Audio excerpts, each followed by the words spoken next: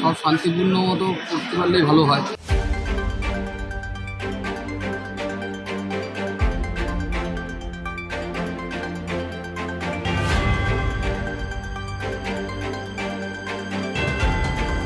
Jalpaiguri polytechnic institute থেকে ভোটের সামগ্রী নিয়ে রওনা দিল ভোট কর্মীরা।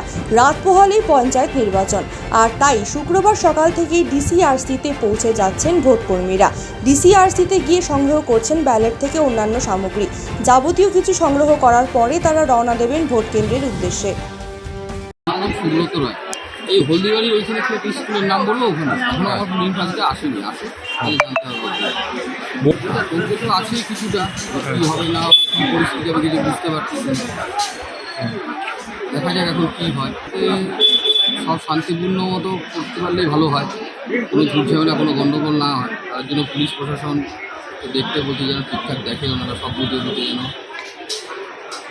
2018 ভোটে আমি সেরকমভাবে ডিউটি করিনি, আমি রিজার্ভে ছিলাম। হ্যাঁ, সেক্ষেত্রে বুথে কীভাবে কী ডিউটি হয়েছে সেটা ঠিক আমি বলতে পারবো।